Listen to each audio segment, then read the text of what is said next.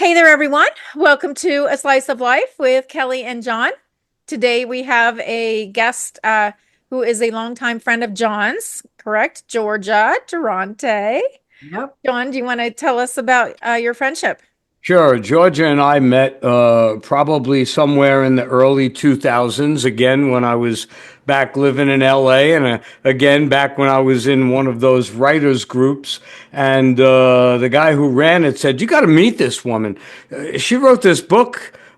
Pretty much like your book, your first, or the manuscript. It wasn't even a Right. book out. I didn't have a book out then.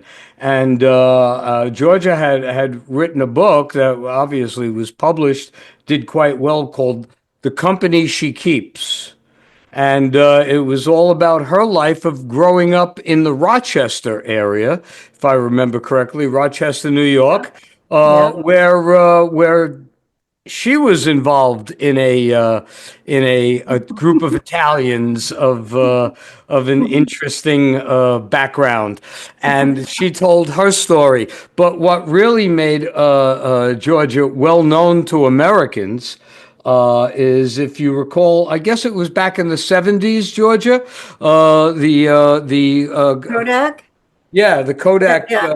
That Kodak, was which I 1969. That oh, was I don't uh, want to believe that. I don't want yeah. to. She was she was just a child, and if you recall, during that era, when you would go to a place to get your pictures developed or buy Kodak cameras and film and stuff, there would be these big cutouts of these models, holding a camera in a bikini. Well, she was the Kodak girl, for lack of a better Wow. term.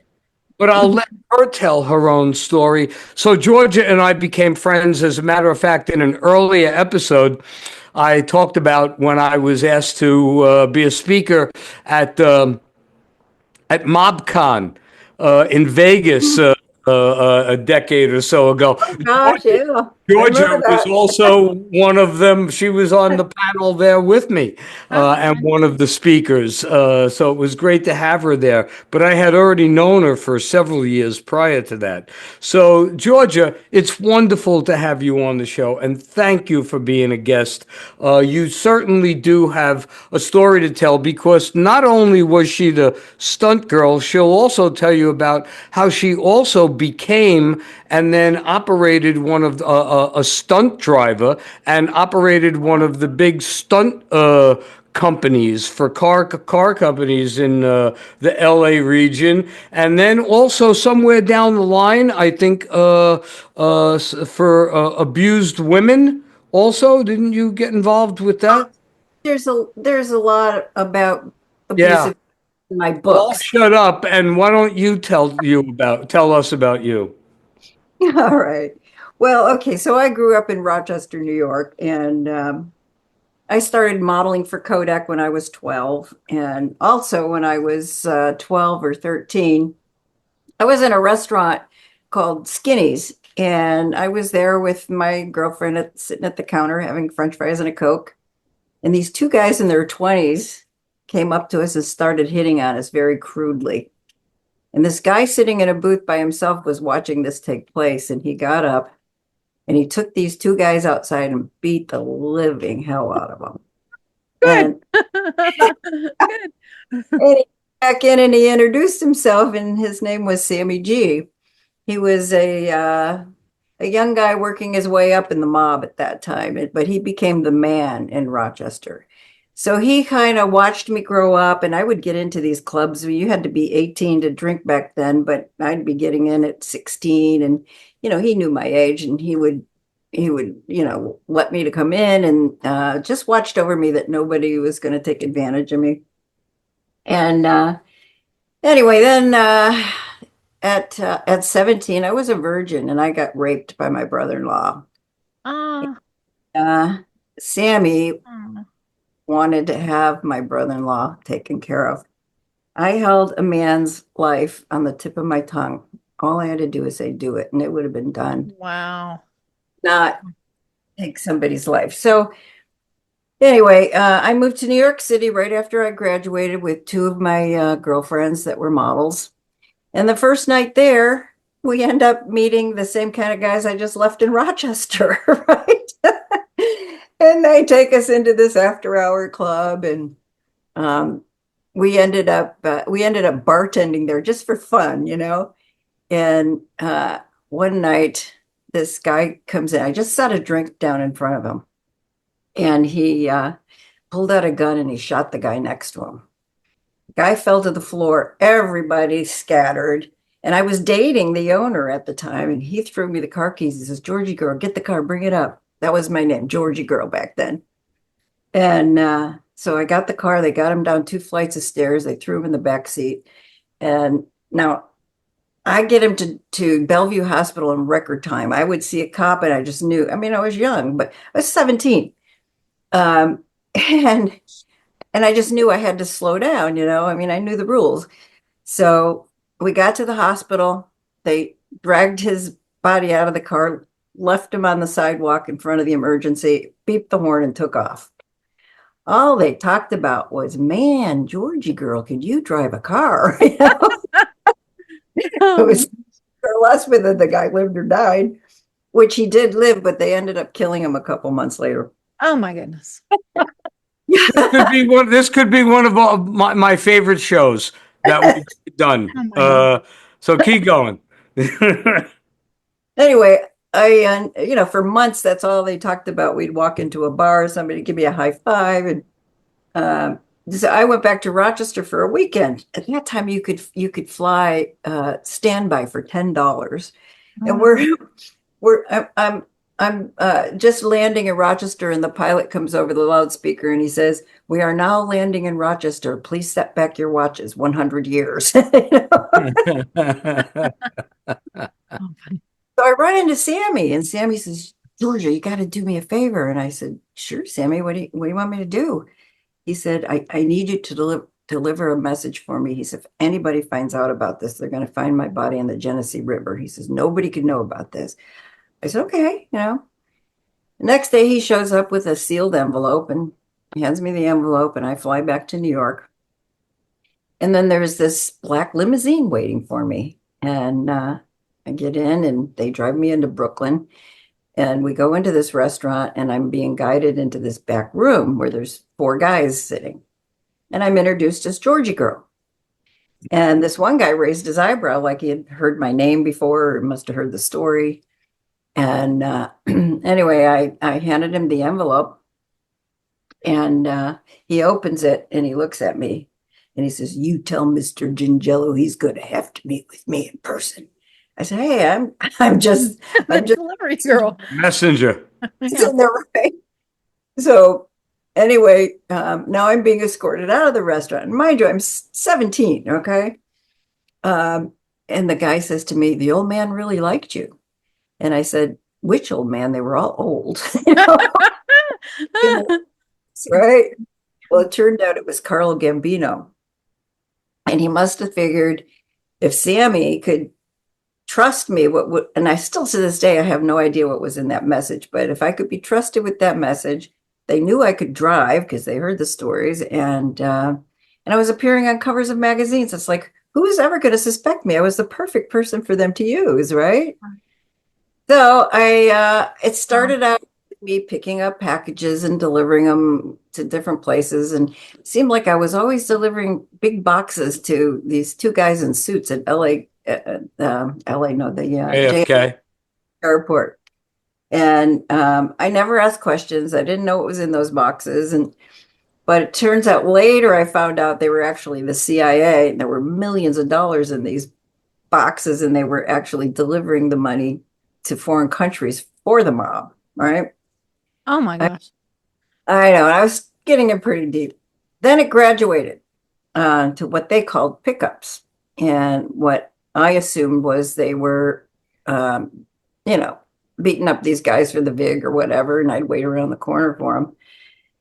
Like I said, I never asked questions. And one day they came out with their guns out, flung open the doors, and said, "Step on it." And I heard the sirens in the background. And I knew, man, if I somebody die, right? And I did.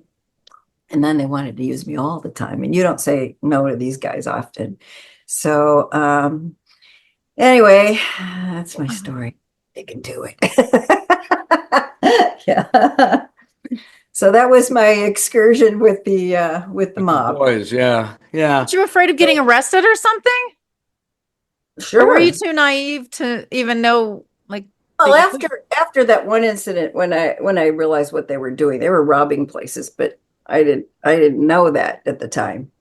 Then yeah, I started to try to pull away, and they kind of wouldn't let me. And anyway, I ended up going back to Rochester, getting married to another mob guy, and that's when I was able to pull away because I couldn't tell him I was going there to model anymore. That wasn't working. So, and they didn't want me to let anybody know what I was doing, so they let me off the hook.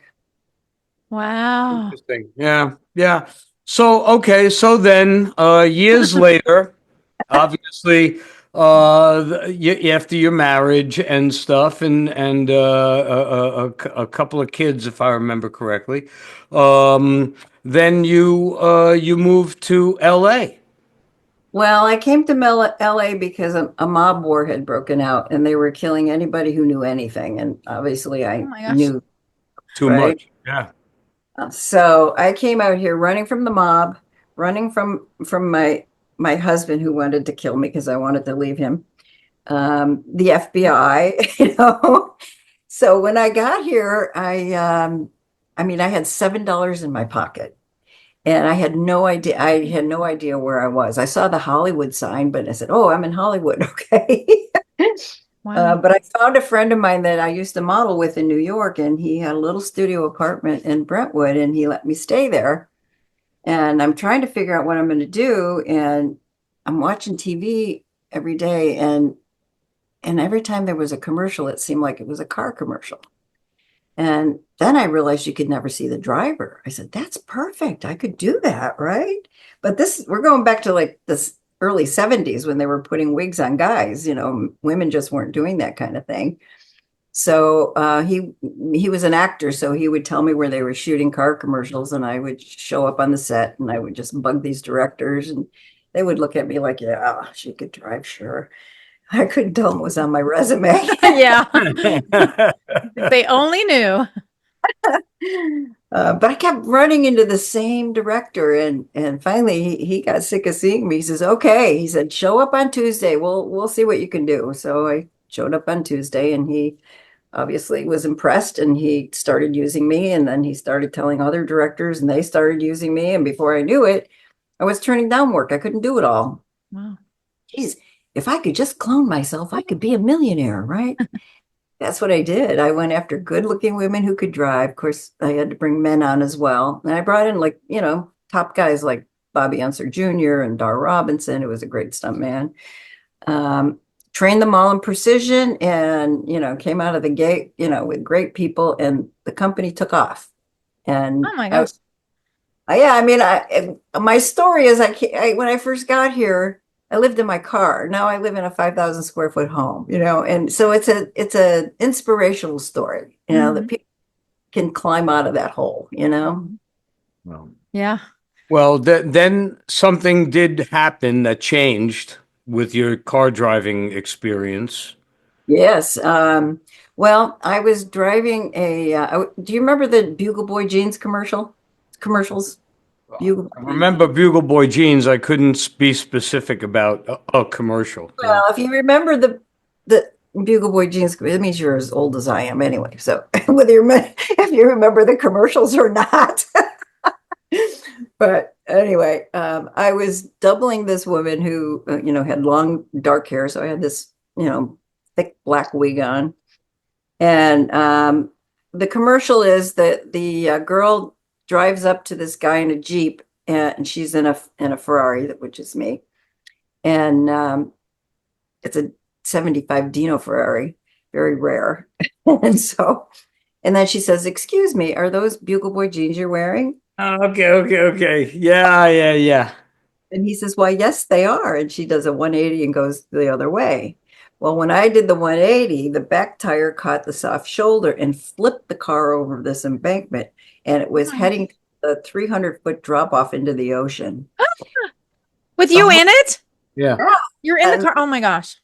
the whole time I was somersaulting to my death, all I was thinking is, oh my God, I'm wrecking a $250,000 car. Oh my gosh. My life didn't pass in front of me. All those things that they say happen when you're facing death. And I thought that was very odd. I mean, like all the glass was stuck in this wig, and it could have been in my head if I didn't have the wig on. There was a lot of things that, happened that actually saved And my life. this is before airbags. This is way before airbags. Didn't even have seatbelts, and I Oh, had I had to they had to wait. I said, I couldn't have a shoulder harness because they would see it, but I made them install, seatbelts, and I'm hanging upside down in this car trying to find the radio and get me out of here, right? It stopped 40 feet short of going off the cliff. Anyway, they called the Wow. ambulance. It was, oh, I mean, I was okay. I'm laying in the ambulance and I'm thinking, why was the car so important? Why didn't I think of my life and my kids and all that?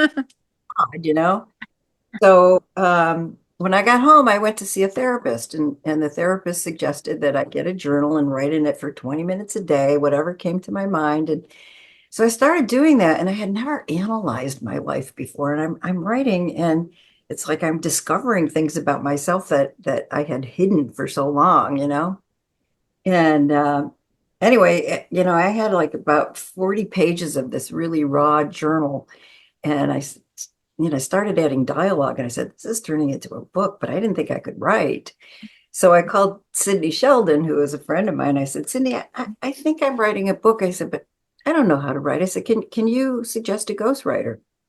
He says, send me what you got. So I send him these 40 pages, and he calls me a couple days later. He says, Georgia, you don't need a ghostwriter. He said, you know how to tell a story. He said, and you got a story to tell. He said, um, and then he says, but the one thing that I would do, he says, start out when you were a child. He said, get the reader to know you and love you. So when they get to these parts, they'll forgive you. yeah. Wow. Uh, Wow. Yeah, I mean, it's a great story, and the progression of it's almost like serendipity. Like you didn't plan any of this, right? It's just uh, everything. You had an angel. You had angels protecting you all along the way, you know?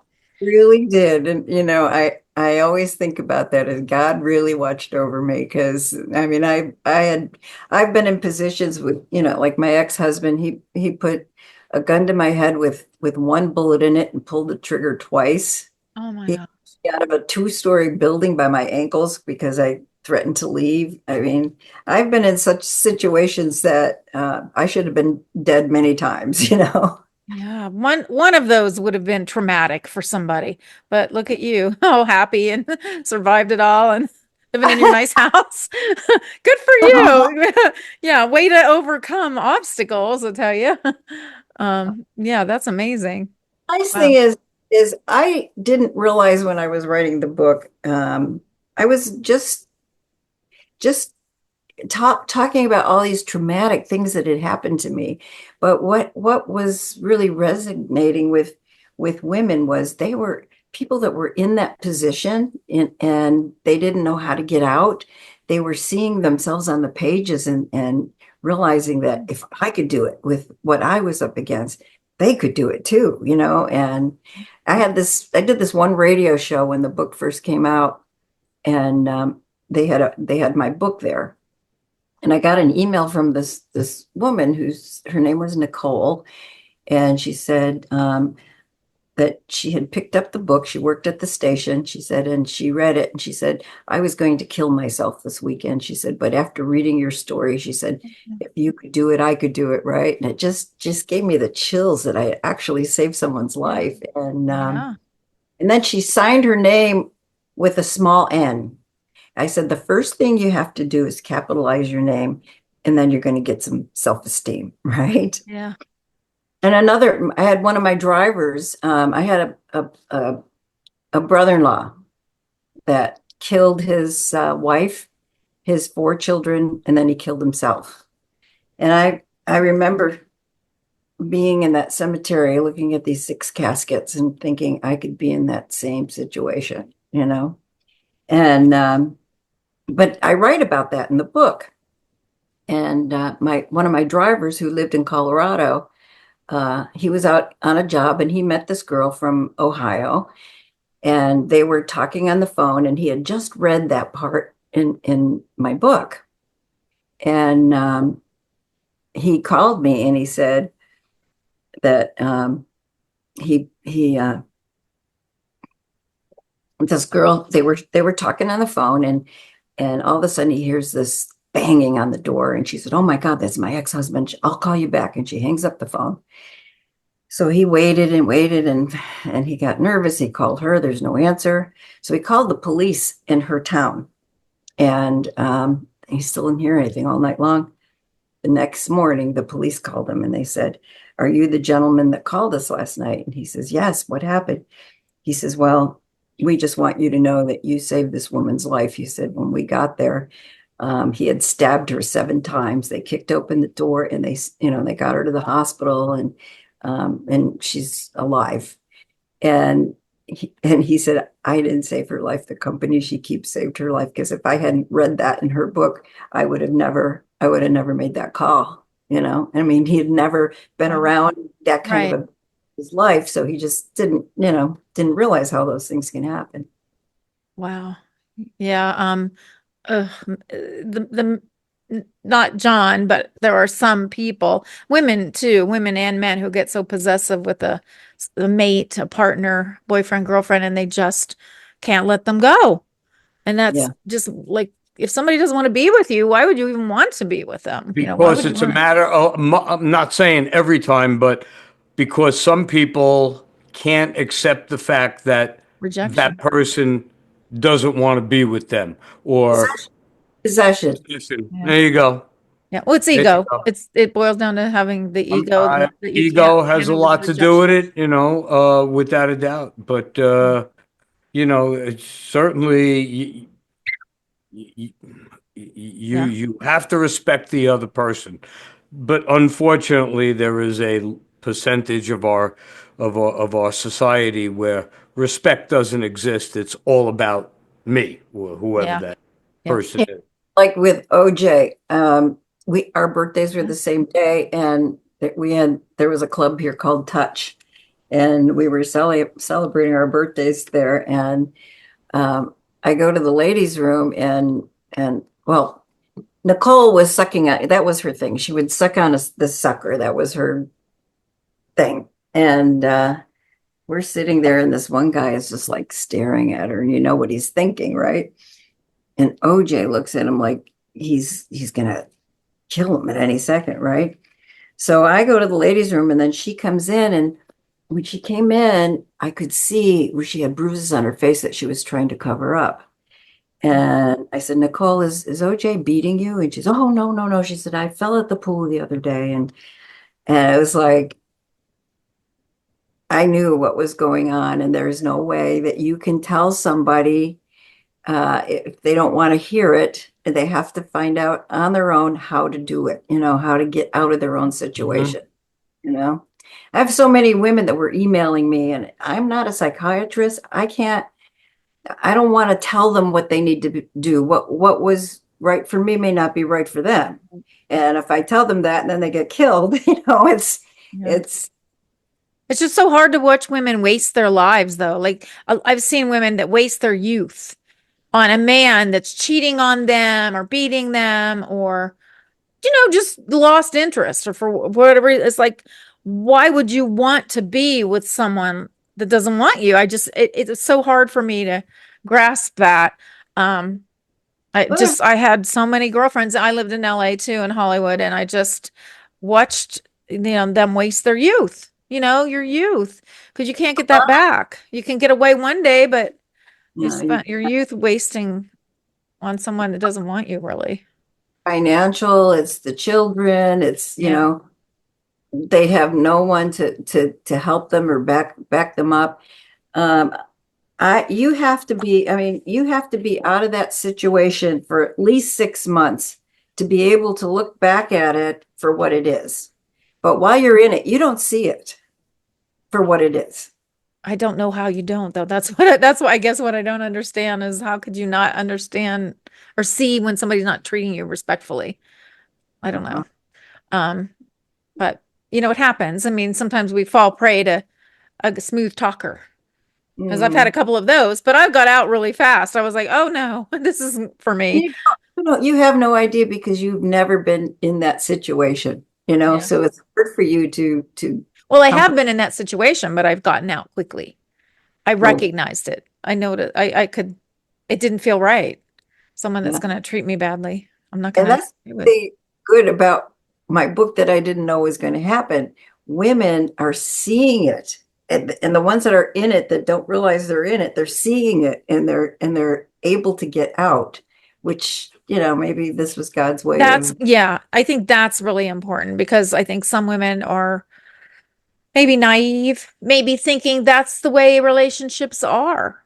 Mhm. Especially that older generation of women, there was a time when it was acceptable for your husband to beat you, and you were property. So, books like yours with a story like that, I think that's important. I think because, yeah, if that's what it takes to hear someone else's story, um, to help them get out. And then, yeah, like you said, it's finance, kids, Yeah. emotionally stuck. And they beat you down so much that you think you're worthless and that nobody's going to want you. Yeah. Yeah, that's just such a shame. But empowering women is important. So that's great that your book is doing that. The company she keeps. Yeah. Um, good. And that's about the mob story and getting away from Yeah. Well, I mean, it husband and goes through my whole life. It goes through my childhood, thanks to Sidney Sheldon. Um, to me, that's the most boring chapter, but a lot of people will really like that. But once you get into the second chapter, then it really starts to move because the mob takes over, then and wow. they're pretty much stay in my life until, I come out to California and then I get into the stunt driving and, the different celebrities and, it's got the whole thing. Yeah, you had a great time. And Sydney Sheldon is the writer, right? Sydney No, Sheldon. no, no, he Oh, was he was my friend, but he did yeah, he was. He was a He did. writer, right? It was yes, he wrote, so they made movies of pretty Yeah. much books. okay. He, he was in 46 countries with his books. Okay. Yeah, I just Oh my, wanted to clarify that's who it was, Sydney Sheldon, the Sydney Sheldon that people would know who was a writer. yeah, Correct? Yeah, yeah. so you ran in some pretty fancy circles, Oh, um, with yeah. I Nicole and could. I could OJ. tell you about parties at George's house. And the one thing I remember about her is this one wall that she has in the entrance room of her quite magnificent home is just pictures of Georgia with everybody. I mean, Wow. Well, everybody. when I had my Christmas parties, which I don't do anymore now because I have so many weddings here that I don't want to piss my neighbors off, right? Too much. But it was so funny because I would have the FBI, um, I would have priests and nuns, the mob people, I mean, and then celebrities. Oh I wow. had such an array of people here. It was like unbelievable, and they all got along. Oh wow. Well, Yeah. good. It's if it's Christmas, you got to get along with everyone. Yeah, well, the Hollywood scene, everybody thinks it's so big, but it's really a small community. And when you mingle and go to the nice restaurants and the clubs and you see the same people and get into that circle of people and you just know everyone, right? That's pretty much how it works. Um, so it sounds like you made your way with $7 in your pocket. Yeah. So I would call that a success story for sure. And I was reading in your bio and your websites and stuff something about the Enchanted Manor. So could that be where the weddings are at your house? Is that Oh, your yeah. house? Yes, Yeah. Yeah. I had a stunt gone wrong, a couple of stunts gone wrong, and I had to have two operations on my neck. And the doctor said, if you continue this, you're going to be in a wheelchair. So I had to give up. And so then I've been working on my house for years, But so now I do weddings here. I do Airbnb. I mean, I have people here right now. I have 7 people um, on the other side of the house, and and I also do filming. So the house is now my income. It's always working doing something. I'm looking at it right now on the website, and Oh it yeah, is breathtaking. We will put the website up on the video. It is absolutely breathtaking. The children's playhouse is like a Oh, enchanted cottage. It's like a yes, little, it's amazing. It's oh my gosh. amazing. a I want to 60 go. I want to live Do you, there. house. do you, do you still, Do you want a roommate? Georgia, do you still have Gorgeous. the tree house? The tree house fell down last year in the rain, but I replaced it with this 20-foot high lighted up tree, and it really is beautiful. But I miss the tree house. It was the focal point here. This But is yeah. just so stunning, so beautiful. Wow. And I'm looking at all the celebrities that you had come there. And oh my gosh. Wow. Does she have Farrah my picture? Fawcett. Is my picture in there? Um, I don't see it yet, but there's so many. There's so many. I have Um, a picture from the Hollywood Bowl. Chuck McCann. Did you know Betty Fanning? Yeah, that's I his wife. worked at William Morris with her for Oh yeah. a while. Yeah. And He's she was married to Chuck. Chuck is gone now. Dom Yeah, DeLuise is gone. Buddy Hackett is gone. Hugh O'Brien. Those were all my good friends. They're all my yeah, Yeah. yeah. ex-boyfriend just died. Chuck Woolery. He died last Oh, week.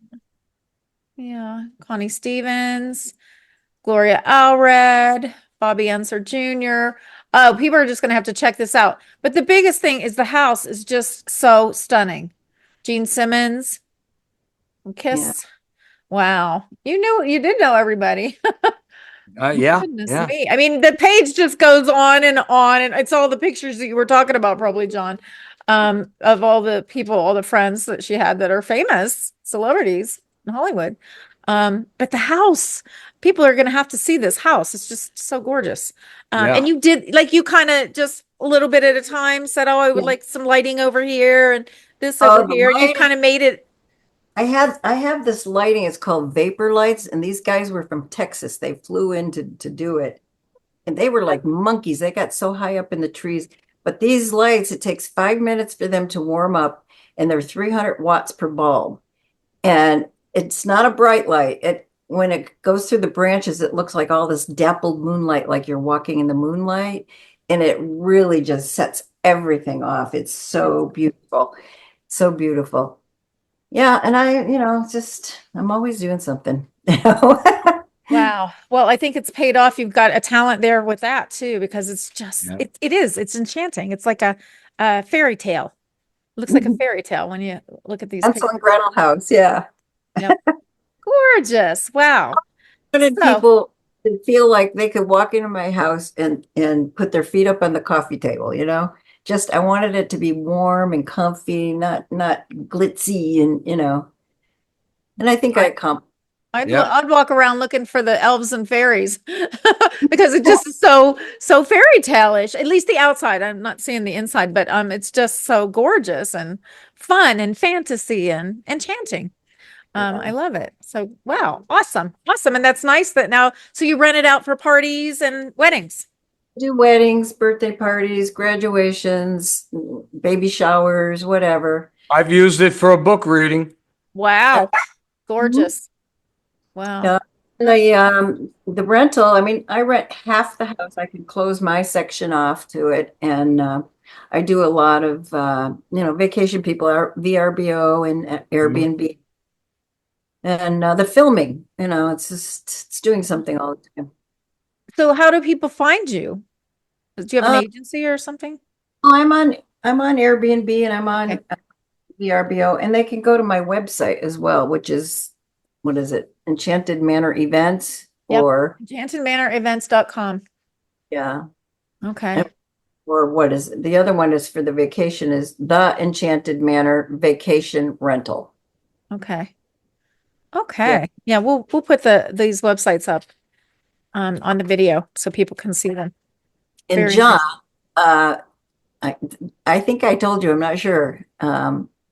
Sony Pictures optioned my book for a Netflix series. Yes, you did tell me, and that's fantastic. Oh, wow. Yeah, You know, it only took 20 years. yeah, 25 actually. Okay, so I only got another 12 to go before they get to mine. Yeah. Yeah, Congratulations. That's a big deal, Netflix. yeah. Big I'm time. executive producer, and in the contract, I made sure to put in there that I need to double the woman who doubles for me. You know, I want to do not all the stunts. There's not a lot I can still do, but yeah, You're going to be your own stunt double. yeah. How fun. Yeah, well, keep us updated on that so we can watch it. Yeah. Watch out for it. Wow. That's awesome. So will you do all the writing or will there be writers Oh, helping you they're adapt it? secure writers right now. They've been going through like they got it down to two, so hopefully they'll start on it pretty soon, and we can get going. Very- Awesome. that's- Wow. Huh. I just Thank, have to get back to the house. There's one more picture. There's this water, like a pool, yeah. green, and there's a bride up on the rocks, and she just doesn't look real. It looks like out of a fairy tale. She's Yeah, holding her dress. Anyway, people can see it when they go on the website, but I love it. So cute. Yeah. So you are quite the talented, experienced, interesting woman of Hollywood and New York mob. New York mob. Sorry if you guys hear my dogs in the background. They're romping. They've been through, this is the third podcast, so they're getting antsy. Have to give them a cookie or something that'll chew on. So anyway, All right. Well, Georgia, thank you so much for being here with it was us. It's just great. It's I don't great. And what we'll do is in another 6, 7 months, hopefully they get the script going and stuff. We'll have even more to talk about the next time after all that would be right. a lot of fun. So yeah, thank you're such an inspiration for anyone. Like you went to Hollywood with $7 in your pocket, and now Mhm. look. Yeah, very inspirational. I'm sure you worked hard. It seems Oh like it yeah. just happened. I'm Right. sure you worked hard at everything you did, and My thing was when there's a will, there's a way. yep, And yep, you just have to make it happen. yep, Yep. and you did. Awesome. Well, such an honor and a pleasure to meet you, Georgia. I hope we get to talk to you again. Yeah. Okay, well, let's do it. All Okay, right. sounds Take good. care. All right, thanks. Thank Okay. you. Bye bye. Good night. All views expressed in this video belong to Kelly Nicholson, John D'Amore, and guests. These discussions do not represent the opinions of any entity whatsoever with which they have been affiliated now or will be in the future. The opinions expressed are solely theirs, and since they are critically thinking human beings, these views are subject to change, subject to revision, and subject to rethinking at any time. These conversations are not meant to be taken as advice and are only for the purpose of entertainment. All statements may be based on hearsay and not necessarily valid proof of any claims in this video. It is not our intention to teach or advise on any topic. Unless otherwise noted, all photos are public domain. Thanks for watching A Slice of Life with Kelly and John.